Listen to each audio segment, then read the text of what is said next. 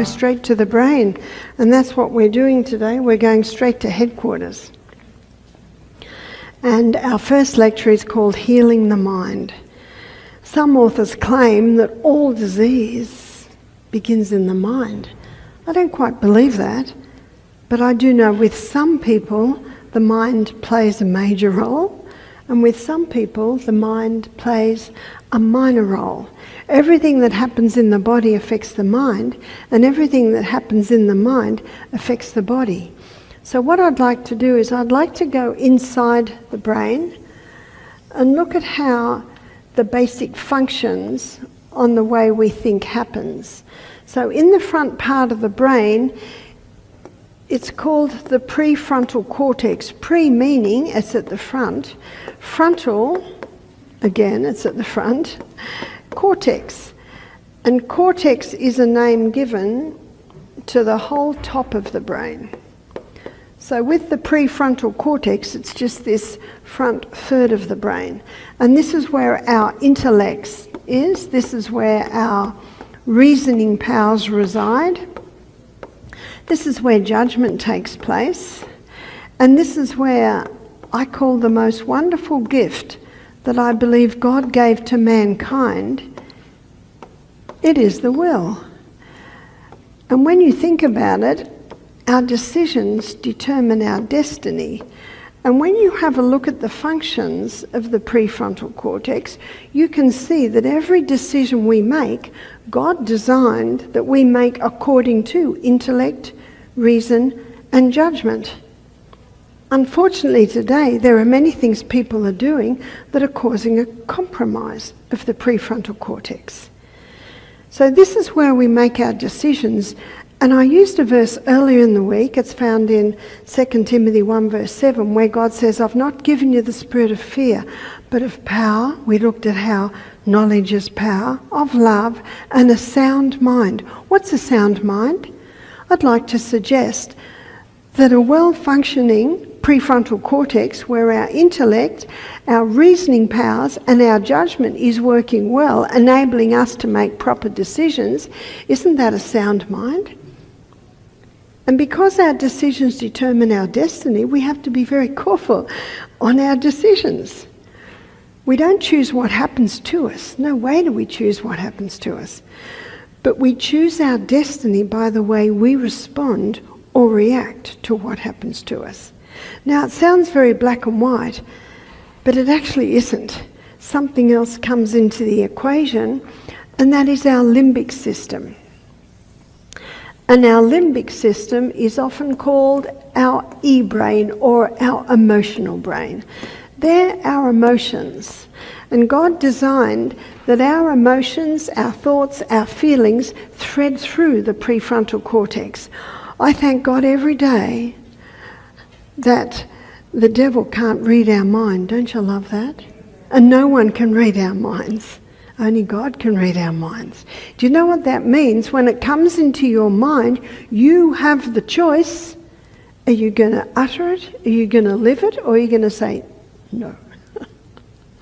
I thank God every day for that. And that's why I call the front part of the brain our board of senses. Our board of senses, or our board of critiques, and our emotions, our thoughts, our feelings go through, and that's where the final decision is made. And it is the prefrontal cortex where God communicates with mankind. You see, God is not in every man. You would never say God was in Hitler, Mugabe, Stalin. No, no, no. God gave mankind choice. And because God gave mankind choice, what a gamble. Because what that would mean is that some choose wrong. And when a person chooses wrong, innocent people suffer. It's the nature of the beast. And I was talking with a couple in our retreat one day, and the man said, well, if I was the guy up top, I'd come with a machine gun and I'd mow them all down. And his wife laughed and said, and what good would that do? Then the next crop would come up. And as an Australian, we know our history very keenly of Gallipoli, how in the trenches, those young men, the trumpet blasted and they jumped up and they were just mowed down. And then the trumpet blasted again and the next lot come out. My grandmother lost 3 brothers in that war. Yeah. And that is an illustration of that. No, that's not going to fix the problem. You see, God gave mankind choice. He made us free moral agents. He didn't want robots. And when someone loves you, you want them to love you because they choose to love you, not because they must. There is a name for forced love, and that is rape. There's no love at all in that. No, God gave mankind choice. And you can see that he gave mankind choice, and the way he made the brain is that we make the choice according to intellect, reason and judgment. My husband Michael, he was an altar boy in the Catholic Church, and he was going to become a priest. And he went to a weekend for all the boys, he was 14, that wanted to become priests. The priests were drunk. Michael had a lot of questions, they laughed at him, and what he saw that weekend, he came away saying, there is no God. And he went wild. He became a wild bikie. Hair was long. He was in a bike club. He'd just gone through the test to become a member. He'd been beaten to a pulp, and then he drove through a stop sign at 100 miles an hour. They were the 2 initiations into the bike club. Anyway, survived them both. And then a young man came and worked where he was working, and this young man was a Christian. Michael hated Christians. He was now an atheist. So whenever he met a Christian, he just threw the book at him. How can you say there is a God when he makes people burn forever? And this young man said, no, he doesn't. Michael said, of course he does. I'm a Catholic, I know. And this young man said, well, show me. Well, Michael didn't know because he'd never really read the Bible. And so everything this young man said, he would go to the library that night. Michael would go to the library, check it out. And the more he checked it out, the more he found that this young man, what he said was true. And the young man said to him, I can show you more. I can come to your house and give you a Bible study. Michael said, all right. This was Friday. All weekend, Michael thought, oh, I don't want him coming to my house. So he thought, Monday I'm going to find him, and said, don't you dare come to my house. But he couldn't find him. And later on, he found out that God spoke to the young man and said, hide yourself. Monday night comes, this young man comes into Michael's house, which is painted black inside and out. There are Harley Davidsons all through the lounge room, drugs all over the coffee table. Came in with his nice pants and shirt with his Bible under his arm, and 2 more Bibles for Michael and his friend. And he sat down and he went through Daniel chapter 2. And he showed these 2 young men Daniel chapter 2. And in Daniel chapter 2, the king has a dream. And when he wakes up in the morning, King Nebuchadnezzar, he can't remember the dream. He's the king of Babylon. So he gets all the wise men and he says, show me the dream and show me the interpretation. And they said, show us the dream and we'll give you the interpretation. He said, show me the dream and the interpretation or you're all dead by morning. Now Daniel, who was a captive from Jerusalem, he was considered a wise man. So he got the message, we're all dying in the morning. And he said, why? Because the king's had a dream. So that night, Daniel prayed and said, Father in heaven, show me the dream. And God showed him the dream and the interpretation. So just before they were all about to be killed, Daniel goes into the king and says, God has shown me the dream. He said, the dream was, you dreamed of a statue, head of gold, breast of silver, hips of bronze, legs of iron, feet of iron and clay. And the king said, that's what I dreamt. And Daniel said, and God showed me the interpretation. You are that head of gold.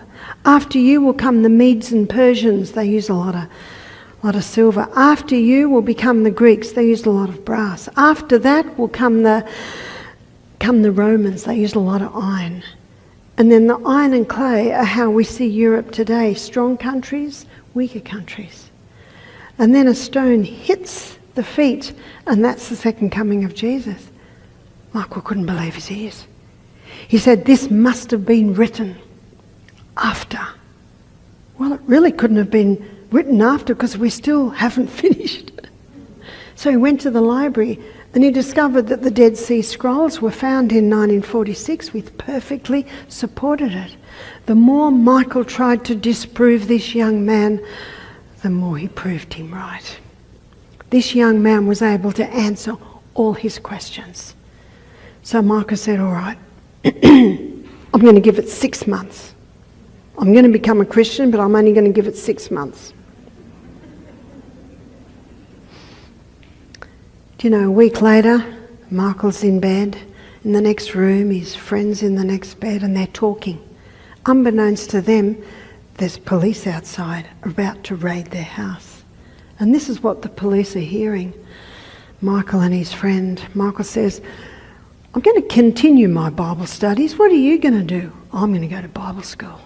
Oh, yeah, I'm going to go to Bible school and become a pastor. This is what the police are listening to. Police are looking at each other. Anyway, they charge in to do the raid. Michael and his friend jump up and they say, you won't find any drugs. And the police say, as if.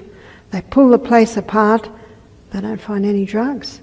So they come back to Michael. They look at him and Michael says, no, we're clean. We've become Christians. Police looked at each other, raised their eyebrows. Each policeman shook their hands, went out scratching their heads. Michael says it's the best decision he ever made. He was 21, he's now 67. He was going to try it for 6 months. It was the best thing he ever tried. You see, it's a choice. And that's what God gives us, choice. But he designs our choices to be made according to intellect, reason and judgment. And the more Michael searched, the more it made sense. It made more sense than anything he'd ever looked at. You see, it is here where God communicates with man. In Isaiah 1:18, the Bible says, come, let us reason together. It is right there. But what often holds us back is our emotions. And the front part of the brain, in the right side, so I'm looking at your right, this is the I won't decision. And on the left side of the prefrontal cortex is the I will decision. And right in the middle is the I want. I want meaning, what do you want out of life? What are your goals? Where are you going? So let me give you a quick illustration of what we all experience, I think, as soon as we wake up. As soon as we wake up in the morning, our emotions, the first emotion is usually, oh, it's so nice in bed. I'll just stay a minute longer. I won't get up yet. I will stay. But as our reason, intellect and judgment starts to dawn, we start to consider the day. The highest function of the prefrontal cortex is foresight, looking ahead and assessing the result of what we're doing right now. We start to think about our day. We've got a busy day. Got quite a few appointments today.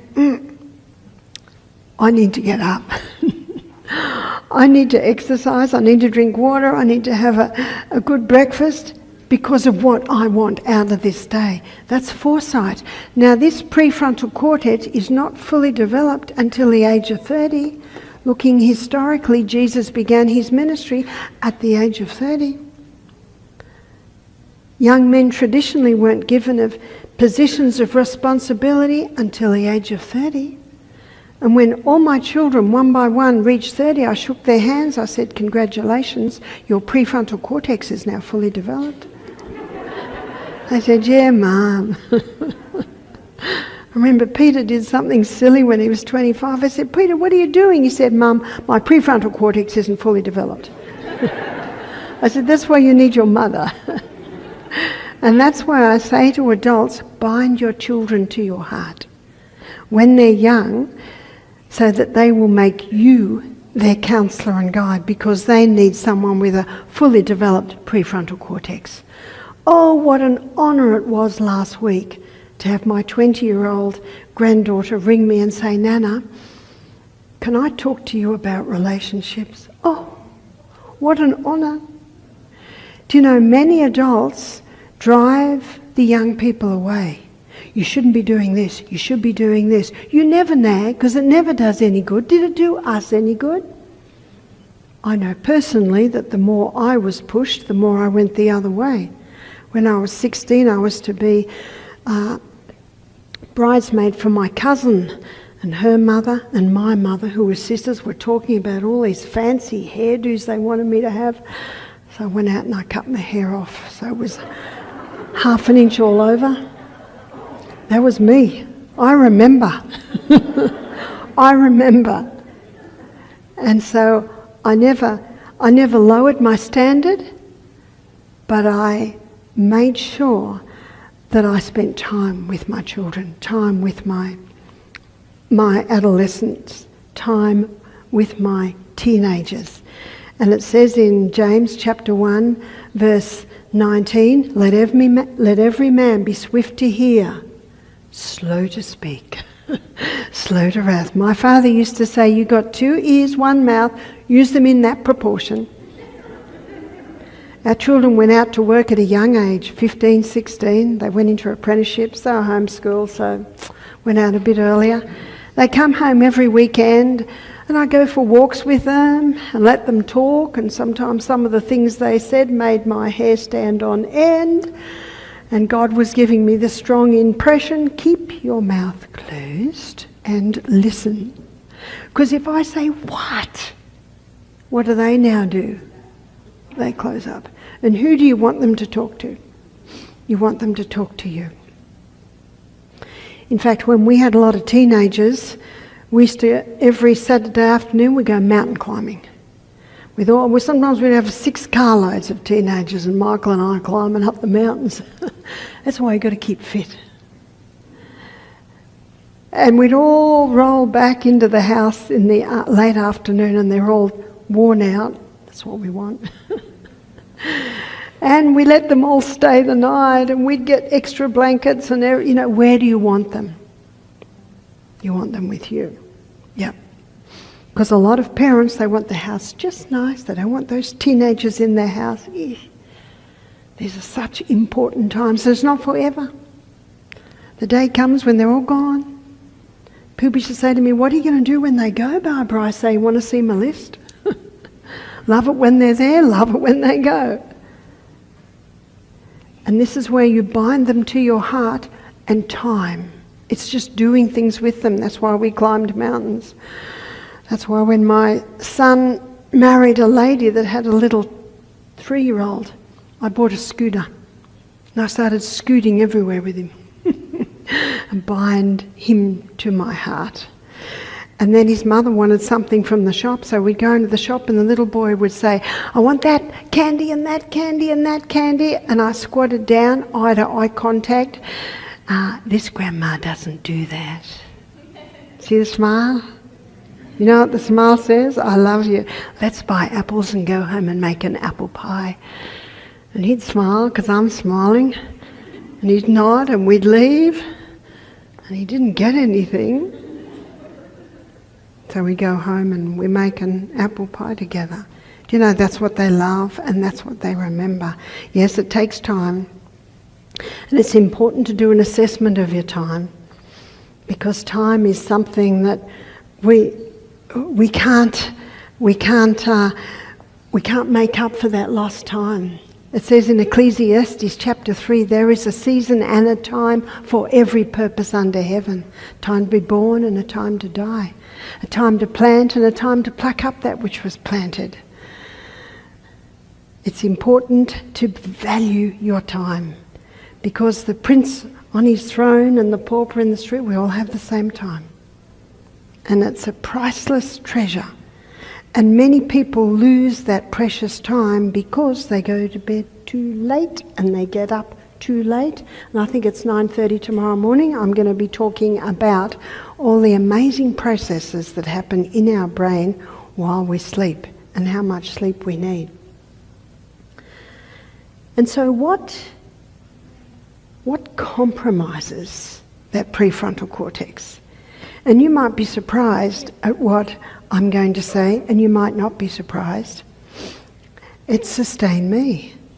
Sunshine, the ultraviolet rays from the sun go through neurochemical pathways, hit the pineal gland, and cause a release of serotonin, that's your mood hormone, cause a release of melatonin, that helps you sleep better at night, causes a release of epithalamin, that increases learning capacity, all because our eyes are getting sunshine. Your brain needs sunshine and it gets it through the eyes. I don't suggest we look at the sun, but just being outside, through a sunny day, you're getting those ultraviolet rays going into your eyes. Use of water. This brain is a hydroelectric system. No hydro, no electricity.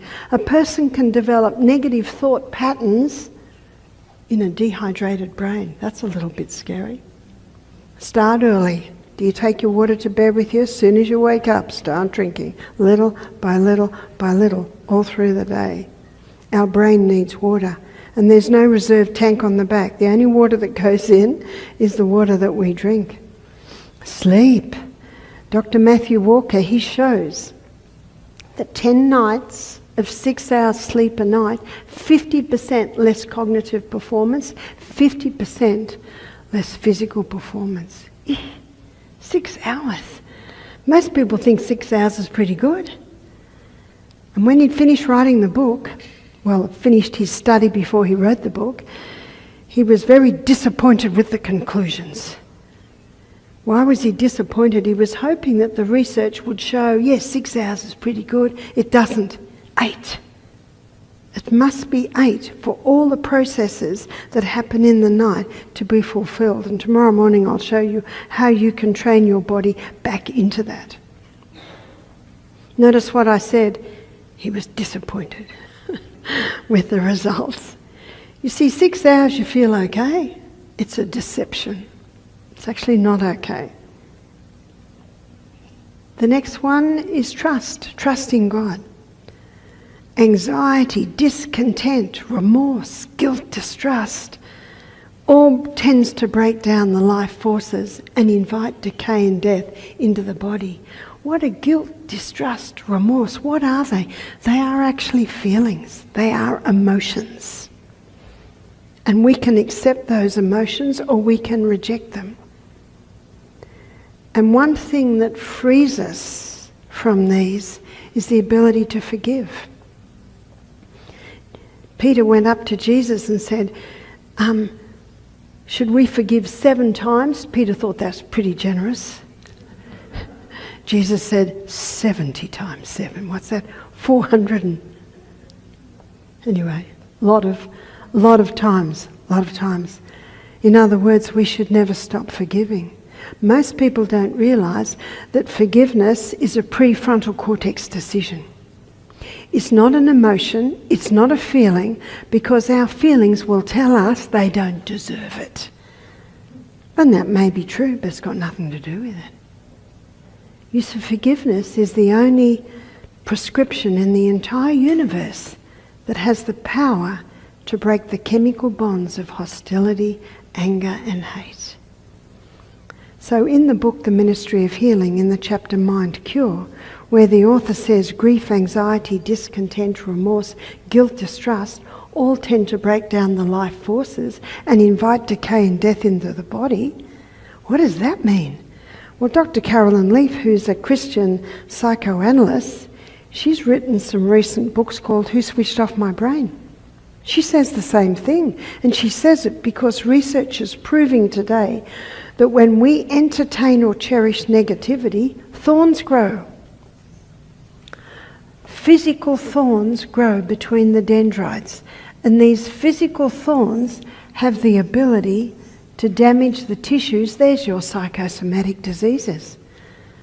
So when a negative thought comes into the brain, she says it's like a breeze wafting through the branches of the trees. And at that point we have a choice. We can hold on to that negative thought or we can let it go. You see, things come and go all through our life.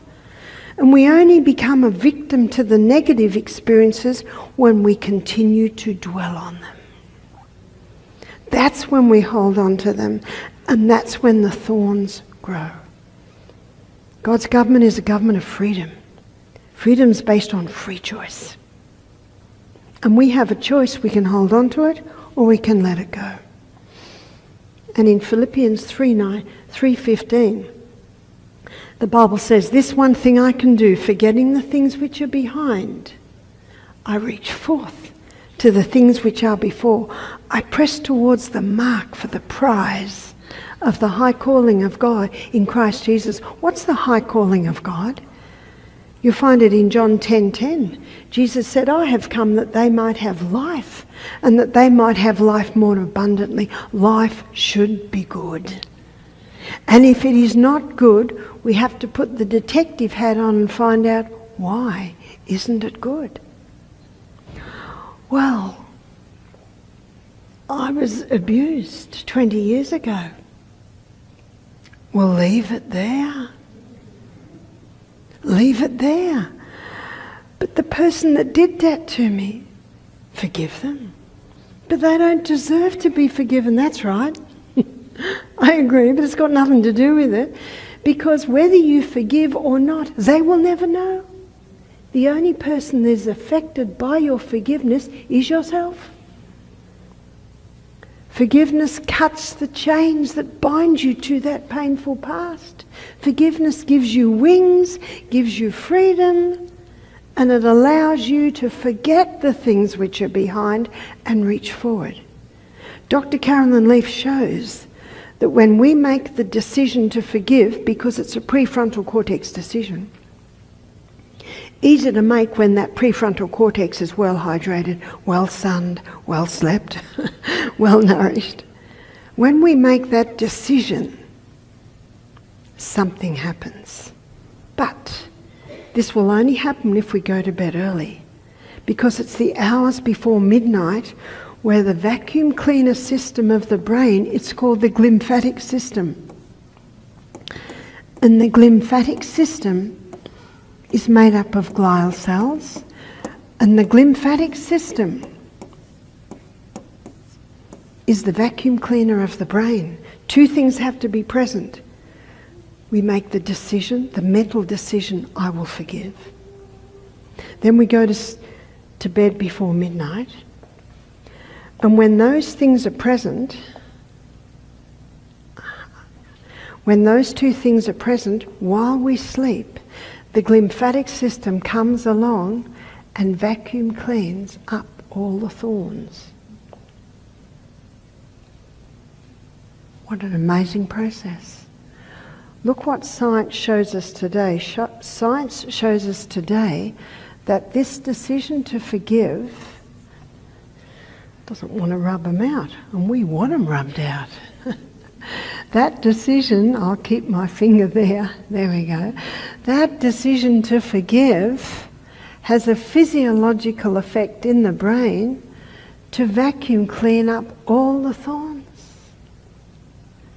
Science is now showing us that forgiveness has a physiological effect in the brain, but two things must be present. The decision to forgive and going to bed early where the glymphatic system is the most active. I've seen it again and again and again. A young girl who used to attend our program regularly, visit us every year, so much so she called me Mum and Michael Dad. She was slightly disabled. And she used to constantly tell the story about how her stepfather had abused her. Her stepfather had abused her. The story was being told again and again and again. So one day I sat with her and I said, "Jazzy, I want you to tell me the story." She looked down. I said, "Tell me what happened." She said, "Well, my little stepbrother was on the floor convulsing with a fever.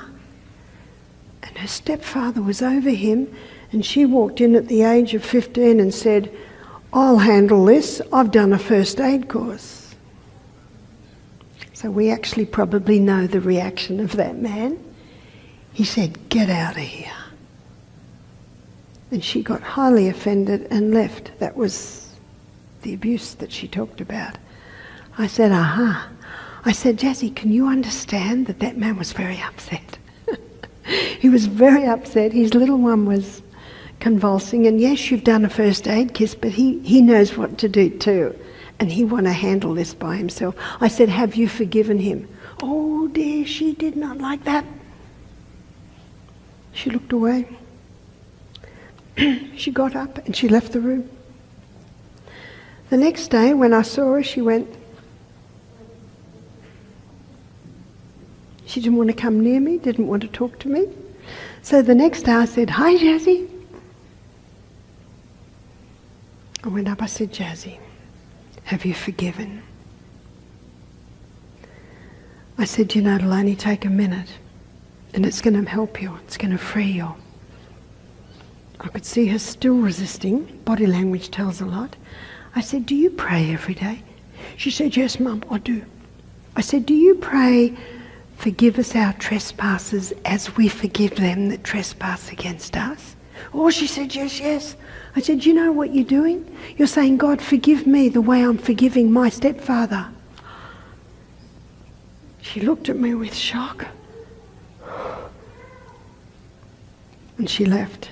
The next day when she came in, she had a big smile on her face. I knew straight away what she'd done. I said, hi, Jazzy. She said, hi, Mum. I said, Jazzy, have you done it? She said, I have. She was totally freed. She never related that story again.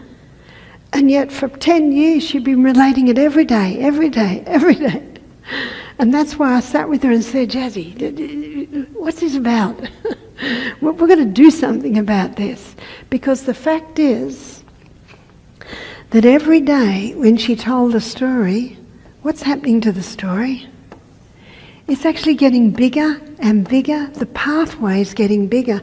These are pathways in our brain. They're like pathways in the bush. I think you have snow seasons where there's skiing. I'm sure there's ski pathways. And it's so easy to go down those pathways. We're creatures that love going down the path of least resistance. Isn't that true? And she would just slip into that pathway every day, and every day the thorns would grow. And so I knew, out of my love for this young woman, that we had to get to the bottom of this. We had to talk about some uncomfortable issues to be able to free it. You know, when you're weeding the garden, you know, it's not a pleasant thing to do, getting down, fingers in the dirt, weeding the garden, but I love weeding the garden because I love a weed-free garden. It's a process. But what happened with Jasmine is she made another pathway. It was her forgiveness pathway. And every day she confirmed the fact that she had forgiven. And so every day she went down the new pathway and didn't go down the old pathway. And so the new pathway got bigger and bigger and bigger.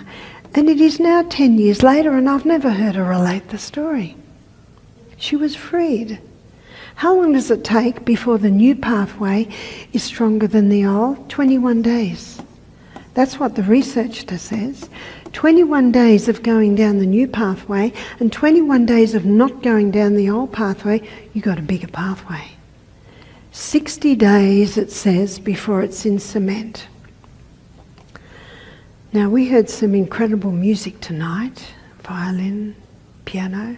There was another instrument. I was out the back. I'm not sure quite what it was.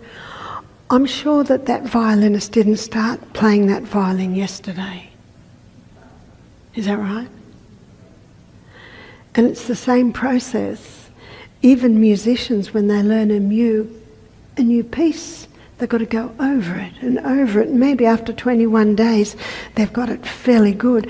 But after 60 days, they can do what I saw my husband's daughter at the age of 14. She was a clever pianist. She's playing Fair Elise while she's chatting to her girlfriends. Not even looking at her fingers, not making a mistake. It's in cement.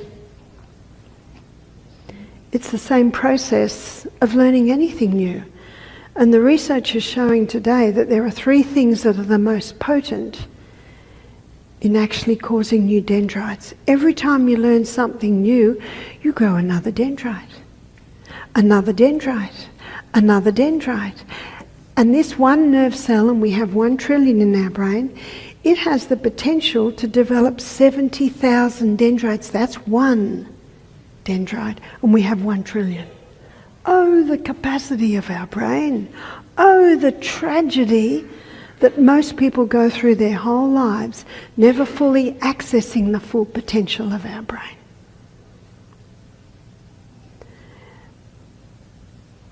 You know the old saying, you can't teach an old dog new tricks. They've proved it to be wrong.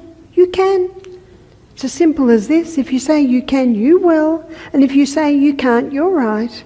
You won't. We should be learning new things till the day we die. What the research is showing today is that we can rewire our brain right up until the day we die. And that's what Jasmine did. She rewired her brain. So our brain can change. If that brain cell's dead, it cannot regrow.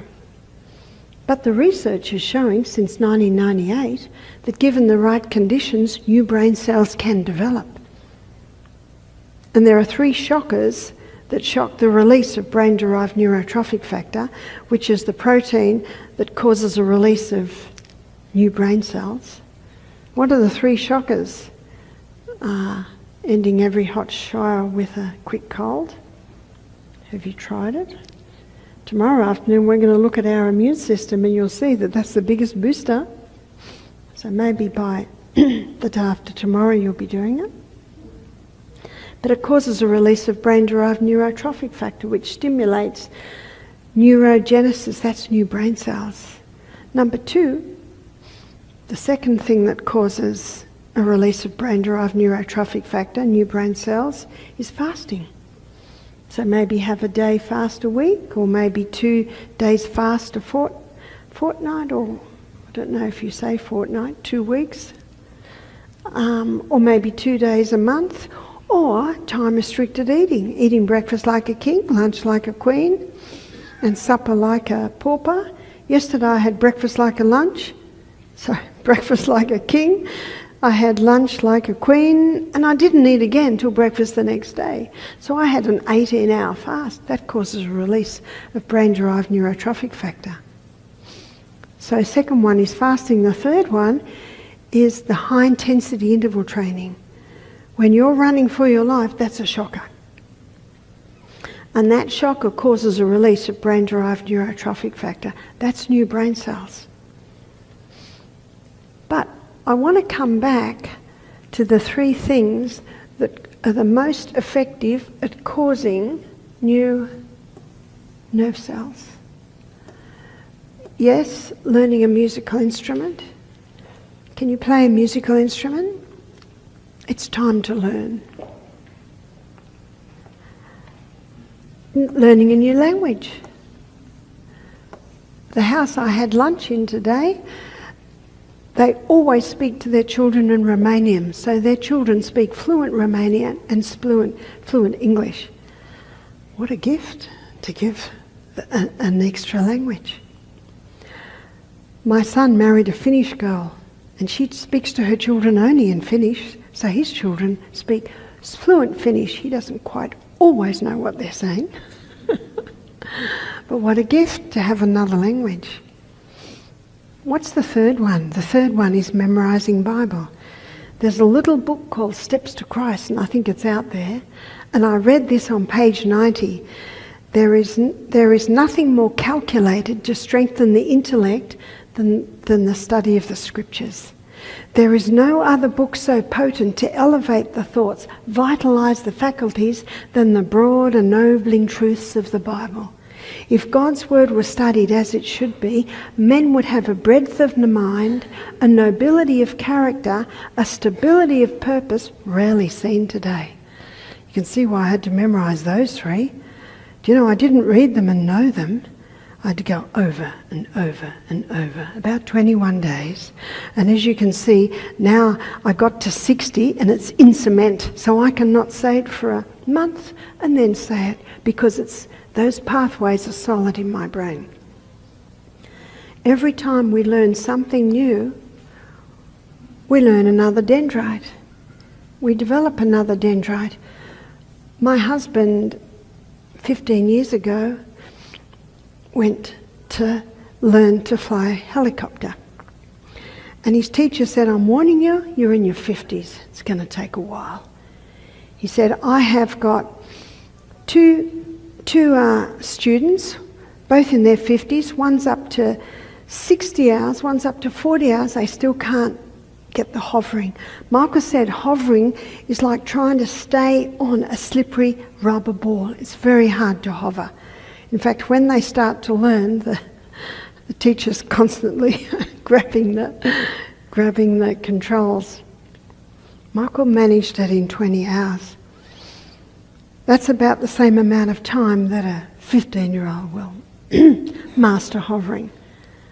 Why did Michael master it?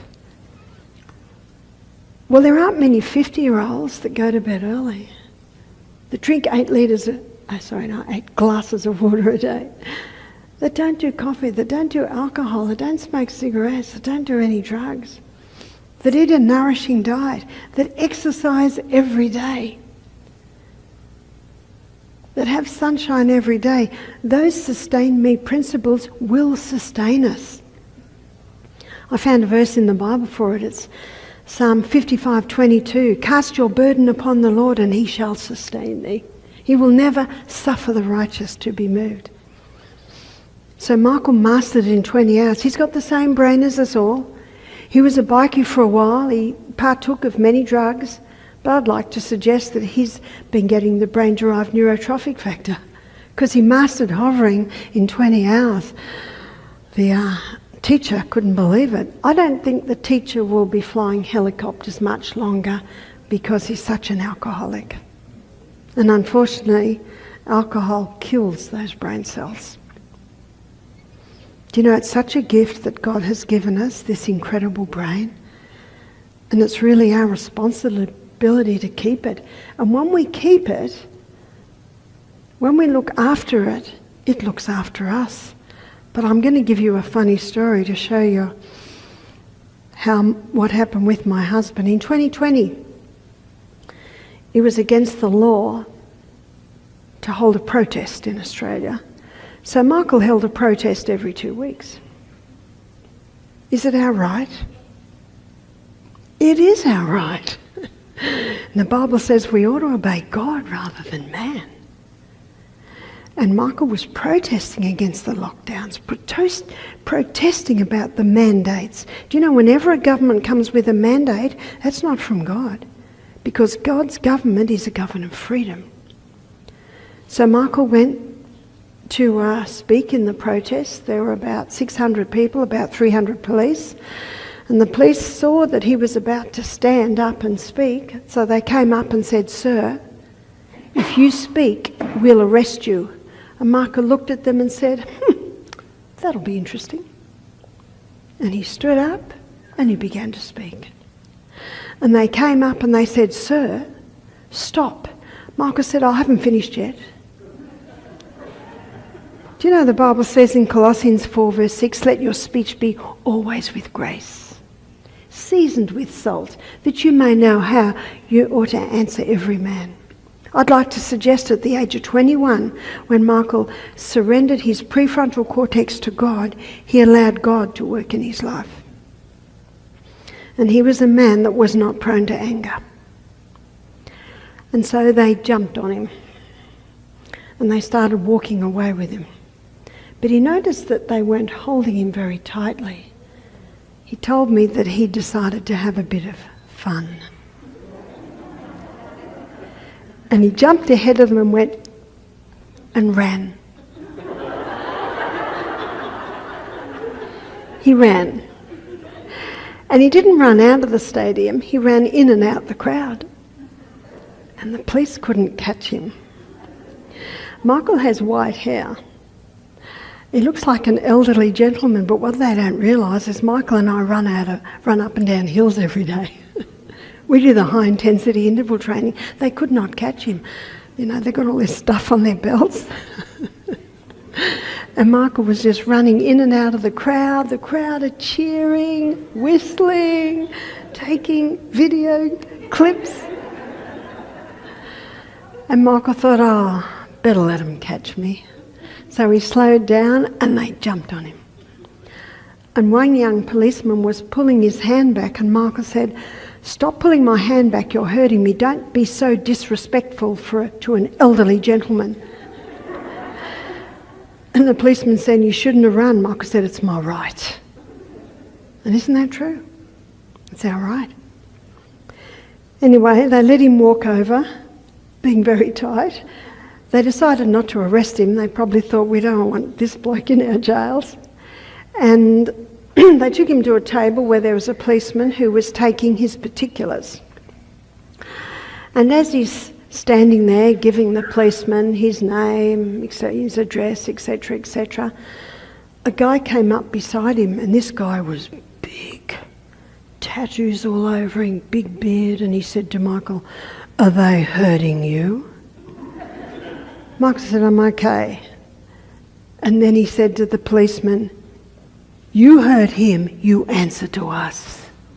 And he looked at Michael and said, "We're just over there." Michael looked over there, and there were all these bikers. Big, a lot of them Samoan. God's angels, maybe. That night, it was on the nightly news that the police could not catch this grey-haired gentleman. I think it turned out to be an embarrassment for the police, because 2 weeks later Michael dutifully held his next protest in Sydney.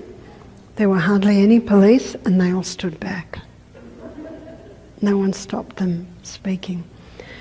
Do you know, sometimes it's not hard to stand out, but when we have a look at times past, and I love the poem of Rudyard Kipling, he said, "All we have of freedom, all we use and know, this our fathers bought for us long and long ago.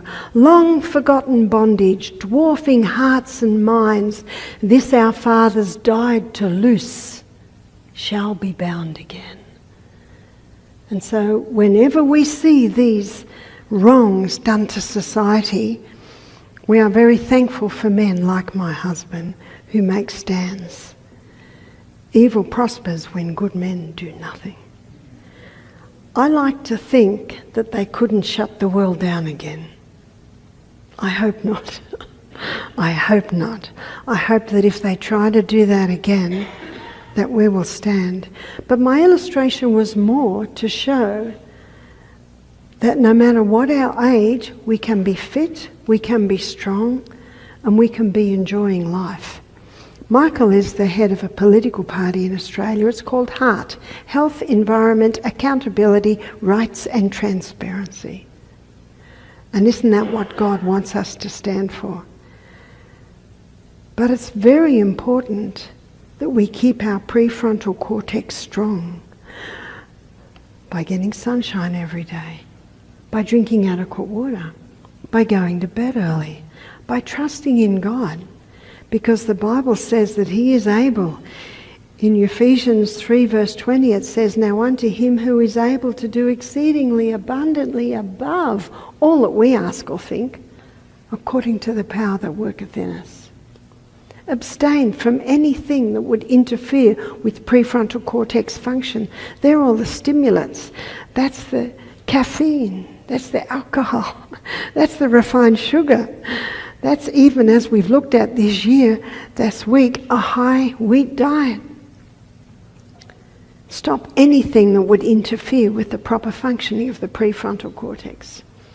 Overexposure to technology, that is interfering with prefrontal cortex activity. Inhale through the nose. You see, every single one of those 1 trillion nerve cells has the energy cycle in it. And we looked at this week that when there's oxygen in the energy cycle, you're getting 18 times more energy. I noticed that when my children who are homeschooled, if they're struggling with long division, sentence patterning, you know what I do? Call a break. They'd go and jump on the trampoline, ride their bikes, run up and down the hill, come back 10 minutes later. Oh, what's gone into their brain? Oxygen. And then they'd often get it. And if you are studying, we should all be studying, Make sure you have lots of breaks. Make sure you go on the trampoline, the rebounder, on the exercise bike. Fresh air, lots of water. Inhale through the nose. Are you practicing? You will get more oxygen at the cellular level. More oxygen in the brain cell means that intellect, reason and judgment increase, which means that our ability to make decisions, proper decisions, increases. Nutrition. Our brain needs peak nutrition, high fibre. All those minerals and vitamins, those minerals are all necessary for the flash of the neurotransmitters from cell to cell. You see, our brain is an electrical system, and it needs nutrients for the proper functioning of this. Good amounts of fat. Remember that myelin sheath, it's a fatty sheath. Make sure you're having fat every meal. Have a look, you're having nuts, seeds, avocados, a little bit of olive oil. Open your baked potato, put olive oil on and Celtic salt. Makes it very, very nice. And protein. The neurotransmitters that flash from cell to cell are made out of amino acids. So our brain needs peak nutrition. Moderation in all the good things. Don't overdo the fats. No, I don't suggest a cup of olive oil a day. Don't have your largest meal at the end of the day. All the good things should be done in moderation. Exercise. When you exercise, you increase the circulation of the blood to the brain. When you exercise, you increase oxygen availability in each brain cell. Dr. Neil Nedley, in his book, Depression: A Way Out, when he gets a very depressed patient, bipolar schizophrenia, he puts them on 7 hours of exercise a day. That's a bit extreme, it's cheap medicine. He said after 1 week they are so improved they can go to a 1 hour a day maintenance dose or 15 minutes high intensity interval training a day. Cheap medicine. Dr. Neil Nedley, I went to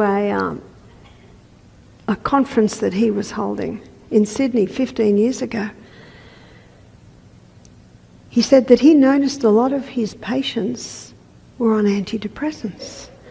It shocked him, it surprised him. So he decided to try lifestyle changes. What are the lifestyle changes? Sunshine, drinking more water, getting off the stimulants, going to bed early, nutritious diet, exercise every day. He decided to try lifestyle changes with them. And he looked at their lifestyle and he showed them how they could adjust, drink more water, start going to bed a bit early, try and do any technology they've got to do in the middle of the day, not in the evening. Have soft lamps at night to get the brain ready for sleep. He said if that could even equal the effect of medication, he'd be happy. And I'll never forget his next statement. He said it far exceeded. Lifestyle changes far exceeded the effect of medication on mental illness, on depression. I have to tell you that I used to work as a psychiatric nurse in my late teens, 20s. I didn't see people cured. I saw people managed. Sometimes good, sometimes not good. I saw the same people come back again and again and again. And what's the definition of insanity? To do what you've always done and expect different results. They used to drink a lot of sodas. They used to drink a lot of coffee. They used to smoke a lot. So when I'm sitting there, and this was probably 20 years later after I'd done psych nursing, and I'm hearing Neil Nedley say that changing lifestyle and dietary far exceeded the effect of medication, that statement set me on a pathway. Set me on a pathway where I knew, and the more I investigated, the more I saw it, that mental illness can be managed, controlled, and even turned around with lifestyle changes. I've met 5 people in my travels who've been diagnosed with schizophrenia, bipolar, and they're medication-free. And managing. Being bipolar, being on heavy medication is hard. Conquering it with lifestyle changes is hard. Choose your hard. So I have a friend in Papua, in Fiji, and her son developed this after recreational drugs, and unfortunately that's giving it to a lot of young people. He's managing it today, and he's managing it very well. He goes to bed very early every night. He plays the guitar every evening. He gets up early, drinks a lot of water. He reads his Bible every day, and he works physically hard on their farm every day. I don't think he will ever marry. He will never be what he was going to be. He was one of the gifted boys in the class of doing engineering. He got a fellowship, scholarship to go over to Australia. Recreational drugs, just... They to this day don't quite know what he took, but it damaged his brain. But he's managing very well, considering the damage that was done. What will it take? I do not know. It depends how damaged the brain is. It depends how willing the person is to do what you've got to do. Because remember the old saying, a man convinced against his will be of the same opinion still. That's why if someone says to me, my son's got schizophrenia, he's 26, can he come to your retreat? You know what my next question is? Is he willing? Because if he is not willing, we can't work with that. Again, it's choose your hard. Yes, it is hard work, but oh, the results. How nice to be medication-free and to be managing well. But it is hard work. So you choose your hard. And with a lot of medication, it's buy now, pay later. Isn't that true? Yes, medication can play a role in a crisis, absolutely. I was so glad for the pain-killing medication when the orthopaedic surgeon pulled my broken out-of-place radius back into place. But that was one day. One day. But unfortunately, because it works in a crisis, it's sort of slipped over into everyday life. I knew that lifestyle changes and simple natural treatments can help conquer many things, but I didn't realise in the mental area. But I have seen it again and again. And one area, and I touched on it last night with depression, is a hormonal imbalance. So I have seen many young women conquer depression by forgiveness of their abuser of times past, of implementing the lifestyle changes I talked about this evening, by starting to apply the yam cream. And I have found in some cases within 6 months they're off their medication. Sometimes it takes a year. It depends how long they've been on the medication and depends how diligent they are of what you've got to do to conquer it. But if a young woman at the age of 28 is on antidepressant medication, what's the future like? It doesn't look good, does it? It's pretty hard. And I mentioned last night the article I read called The Depressing Effect of Antidepressants. They're not a cure. There's only one thing that has the ability to heal us, and that is the human body.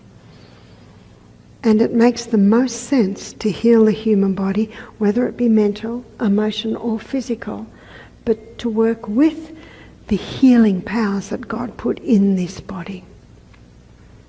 When we work with those basic body functions that God put in there, I see again and again people begin to heal. people begin to manage and even begin to heal.